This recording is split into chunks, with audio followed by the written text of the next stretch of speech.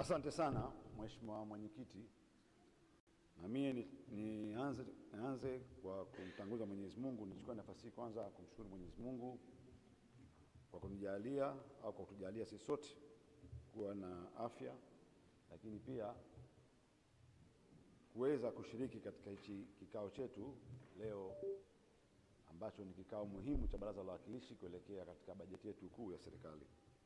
Lakini pia shukrani ziende kwa wewe Mheshimiwa Mwenyekiti kwa jinsi unavyoendesha kikao, sauti yako inavyoenda iko laini, tunasikia raha unapotupa maelekezo, na inshallah Mwenyezi Mungu kiti kama hicho kiendelee kukupendezesha hivyo hivyo. Lakini pia pongezi ziende kwa Mheshimiwa Makamu wa Pili wa Rais. Hotuba yake ilikuwa ni nzuri, imegusa vitu vingi sana ambavyo msingi naamini wananchi pamoja na watendaji na serikali watakuwa wamemsikia. Lakini mbali hapo, Mheshimiwa Mwenyekiti, kwa niaba ya wabunge wale watano kutoka Baraza la Wawakilishi ambao tumeshiriki zaidi ya mwezi mmoja huko Dodoma, tunaleta salamu kutoka wenzetu wabunge wa Jamhuri ya Muungano wa Tanzania.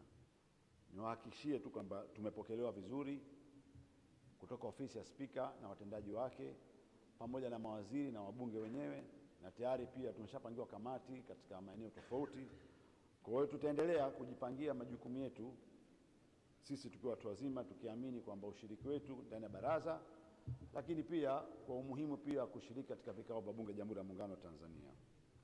Na kwa bahati nzuri, Mheshimiwa Mwenyekiti, jana palifanyika kitendo cha historia na nilikuwa bungeni mpaka saa 12 ya jioni. Rais wa Jamhuri ya Watu wa Kenya, Mheshimiwa Dr. Ruto amelihutubia bunge na aliongea vitu vizuri sana baada ya ziara nzuri ambayo iliandaliwa na kipenzi chetu Rais wa Jamhuri ya Muungano wa Tanzania, Mheshimiwa Dr. Samia Suluhu Hassan. Na kwa kweli maneno aliyozungumza jana hotuba yake ilikuwa ni nzito, na mimi nikashauri Mheshimiwa Mwenyekiti kwa kupitia ofisi ya Makamu wa Pili wa Rais, si vibaya ile hotuba pia ikawafikia waheshimiwa wajumbe wa Baraza la Wawakilishi ili kujua nini kimezungumzwa na nini kinachokuja. Kwa mfano, katika majadiliano yalipokwenda pale na alipozungumza Mheshimiwa Rais Ruto, alizungumza jinsi ambavyo inakwenda kujengwa refinery upande wa Tanga, na katika mpango mkuu ambao serikali tunaizungumza kuhusu Pemba ni kuhakikisha pia uchumi huu wa triangle baina Mombasa, Tanga pamoja na Pemba, basi tujue nini kinachokuja. Kwa mipango ya serikali ambayo ya SMZ tunapoipanga, basi tunapata kujua na katika cost nini kinachokuja baadaye, ili katika demand and supply, na kama sisi Zanzibar tunategemea biashara, basi na katika hizo huduma ambazo tutafaidika nazo kwa wananchi wetu tuweze kuchangamkia hizi fursa ili wananchi wetu waweze kufaidika. Lakini pia nataka niguse eneo ambalo la utetezi.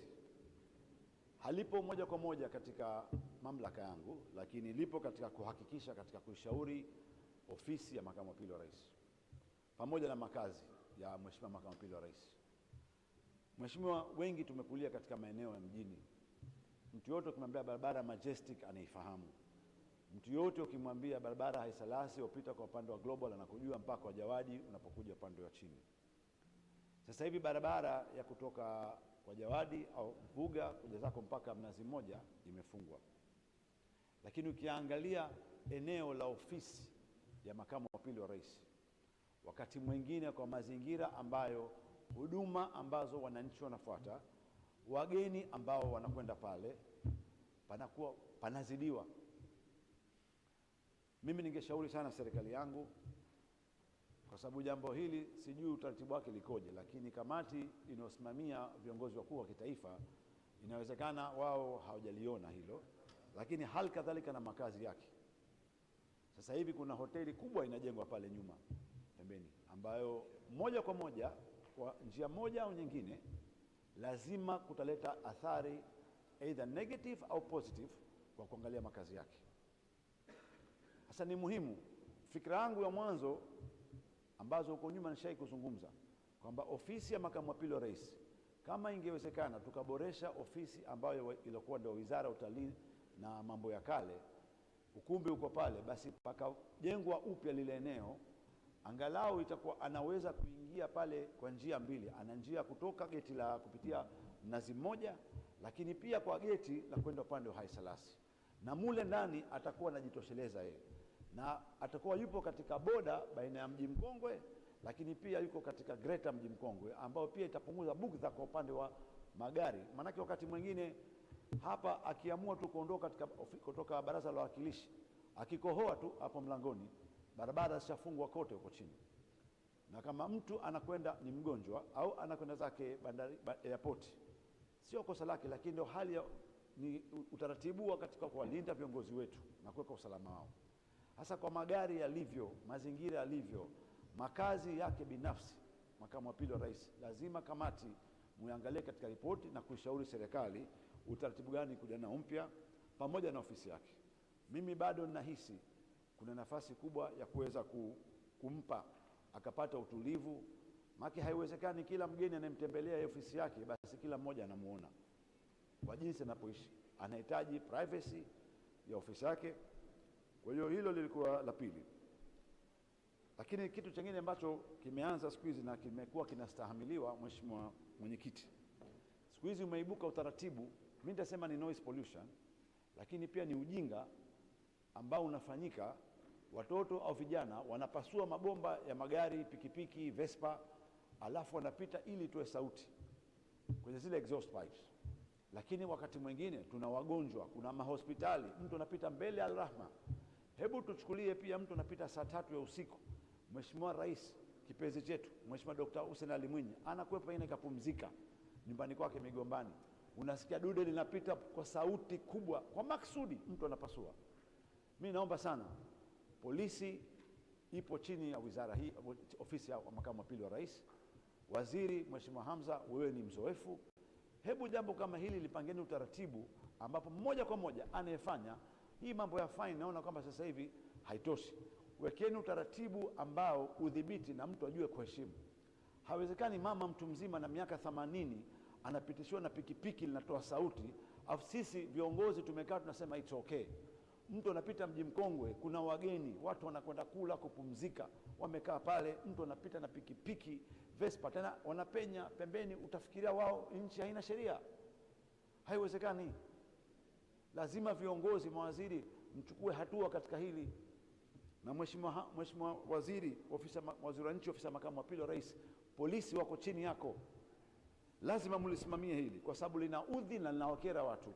Katika kitu mimi ambacho kinachoni disturb, vitu ambavyo wananchi wetu wanakereka, alafu tunaviona ni vyepesi kwetu sisi. Hayo lazima yashughulikiwe. Jana nimeona video ambayo katika pale skuli tumekuja, askari wanashuka wao na kwenye gari kama Land Cruiser, alafu wakaenda kuanza kuwatandika mtu kwenye bodaboda simply kwa sababu kapita no entry. Nani kampa sheria hiyo? Nimewafuatilia hao askari, nimekuta sio askari wa vikosi wa Waziri Kitwana. Hawa wanatoka katika Mji Mkongwe, na mwenye dhamana Mji Mkongwe ni waziri anayekaimu ni Waziri Soraga. Kwa hisani yako, hakuna utaratibu ambao serikali hii umempa mtu maelekezo kumpiga mtu njiani kwa sababu kapita katika no entry. Tunakosea, lakini pia tunaitia serikali doa. Tunafanya serikali yetu watu waichukie bila sababu, na hili linakwenda mbali. Unapoona hizi vitu katika social media zinatembea, mtu kupigwa njiani kwa sababu kapita pahala ambapo hakustahiki, wananchi wengine wanajua sheria. Hasa kwa nini tunataka sisi tuchukue sheria mkononi kumtandika mtu barabarani? Mimi naomba haya mambo yaikiwe utaratibu, sheria ipo. Kama kuna bodaboda, sijui rickshaw, anafanya vitu ambavyo vilikuwa havipo, mkamateni, pelekeni polisi, mpigeni fine. Hakuna kitu kizuri ambacho kinaumiza mtu kama fine. Mheshimiwa Diaspora kaishi Uingereza, anajua ukipanda kwenye treni fine unapigwa. Ukienda huku fine unaacha, utafuata utaratibu uliokuwepo. Lakini hakuna haki ya mtu kumpiga mtu jamani njiani. Mimi ingelikuwa ni mwananchi ambaye anaishi jimboni kwangu ametandikwa kiasi kama vile, na iliwahi kutokezea mara moja, nilileta hapa barazani. Alikuwa mkuu wa mkoa, aliingia katika eneo la Bungi, akaenda kuwapiga wananchi kwa sababu ya issue ya mchanga. Nilikuja nalo hapa barazani na nikasema hapa sikubaliani na hichi kilichofanyika. Kilichofanyika ni katika jimbo la Malindi, mwenyewe atakuja kulijua kama anataka kufuatilia, lakini kama mwananchi sisi tunaweza kuwasemea pala popote. Naomba hili sana Mheshimiwa Makamu wa Pili wa Rais na Mheshimiwa Waziri mwenye dhamana, utusaidie katika hili kuhakikisha kwamba nchi yetu tuna amani, mambo ya kuchukua haya yaishe. Lakini pia kuna mambo yanaibuka Mheshimiwa Makamu wa Pili wa Rais. Mheshimiwa Mwenyekiti, samahani, natakiwa ni address kiti chako wewe. Mheshimiwa Mwenyekiti, siku hizi sijui kumeingia ugonjwa au sijui kuna mdudu kaingia. Yaani kuna hizi government institutions za serikali. Sitaki kustaja majina, lakini nikilazimishwa kwa siku nitataja majina pamoja na majina yao. Hizi taasisi za serikali huwa zinajifanya wengine wao ni wako juu kuliko Baraza la Wawakilishi, kuliko na mawaziri. Na hili stili linatokana na wapi? Wanafanyiwa seminars kujua mipaka yao, wanakwenda kwenye madarasa, wanasafiri, wanajua miongozo. Lakini haiwezekani wakati mwingine hawa viongozi katika taasisi hujifanya wao wako juu kuliko mawaziri wao. Na cha kusikitisha pia wako mawaziri wengine wanaogopa hao viongozi katika taasisi. Mimi si mwezi huyo. Wao wenyewe wanaogopa. Sasa wewe waziri umepewa nafasi yako, umepigiwa bendi, umeapishwa Ikulu na Mheshimiwa Rais. Unamuogopa kiongozi katika taasisi ambayo wewe unatakiwa muongoze. Hasa unapokuja kwetu au kenda katika kamati za baraza, utawezaje kutimiza wajibu wako? Sasa mimi ninachokiomba, kwa kuwa mambo yote ya serikali yanasimamiwa chini ya ofisi ya Makamu wa Pili wa Rais, haya mambo watu wanaofanya haya warudi kidogo nyuma, wasiwe na mafuta, kuaminiwa wao kwao na Mheshimiwa Rais isiwafanye wao kwamba wao wana uwezo wa kufanya maamuzi ambayo wana nguvu zaidi kuliko watu wengine, and that's very wrong. Kwa hiyo tusifike pahala sisi wajumbe wa baraza au kamati zinazohusika tuna uwezo kwa mujibu wa kanuni zetu tukumuita mtu yoyote kumhoji na kamati inayohusika kwa maelekezo ya mwenyekiti katika kutekeleza majukumu yetu chini ya maagizo ya Spika. Kwa hiyo niombe tu Mheshimiwa Mwenyekiti, hilo lisimamiwe na inshallah litaweza kukaa pamoja. Lakini pia katika masuala ya ajira, lazima tuangalie hizi ajira zetu tunapoenda sasa hivi katika maeneo za halmashauri. Mheshimiwa Makamu wa Pili wa Rais, Mheshimiwa Mwenyekiti, zinapotoka ajira katika wilaya, mikoa na maeneo mengine, tunaomba sana sisi waheshimiwa wajumbe Baraza la Wawakilishi bora tupate taarifa. Maana tunakuja hapa tunapiga kelele, nataka kujua katika wilaya yangu, jimboni kwangu, walimu wangapi tunapelekewa, madaktari wangapi watakuja. Sio tunasikia tu kwenye vikosi, huyu kachukuliwa zaidi, huyu kapimwa kifua kaambiwa kifua chake kidogo. Na mimi nao wenye vifua ambao wamekula na wanafaa kuingia na wako discipline. Kwa tunaomba katika majimbo yetu tuelezwe vizuri katika hizi ajira kutoka ZECO, ZAWA. Tusihangaike tukaja hapa tukaanza kujirudia maneno katika vikao hivi. Lakini Mheshimiwa Mwenyekiti, nilikuwa nataka nishauri jambo moja. Sisi kwa jumba Baraza la Wawakilishi, mimi tangu umeingia hili baraza, jimbo langu la Tunguu, kila nikiingia nanunua kifusi napeleka. Karibuni hapa kabla ya uchaguzi nimepeleka gari 40. Tena nashukuru sana serikali ikanisaidia. Katika kupata ile gari kubwa Mheshimiwa, fanya umalizi. Pamoja na kijiko. Mimi naomba nishauri Mheshimiwa Mwenyekiti, ikiwezekana katika hizi halmashauri zetu tupeleke rola pamoja na kile excavator, ili wakati mwingine zile halmashauri unatia mafuta, twenda kuchimba kifusi, tutakuwa tunasaidia basi barabara, njia za ndani. Na mimi niombe sana Mheshimiwa Mwenyekiti, wakati barabara ujenzi wa Tunguu utakapoanza kuelekea Makunduchi na hizi njia za ndani, Mheshimiwa Makamu wa Pili wa Rais, basi uje, na nikushukuru sana kwa ziara uliofanya, basi uje kutokea sawa sisi na njia ndani tupate kufaidika. Mheshimiwa Mwenyekiti, mimi naunga mkono hoja 100% na kupongeza wewe kwa kunipa nafasi kuweza kuchangia kwa niaba ya wananchi wa jimbo la Tunguu. Naunga mkono hoja 100%. Asanteni sana. Asante Mheshimiwa Simai, na sasa naomba nimwite Mheshimiwa Fatma Ramadhan Mandoba atafuatia na Mheshimiwa Saif Hamad Suleiman, na muda ukitutosha atafuatia na Mheshimiwa Hussein Ibrahim Makungu.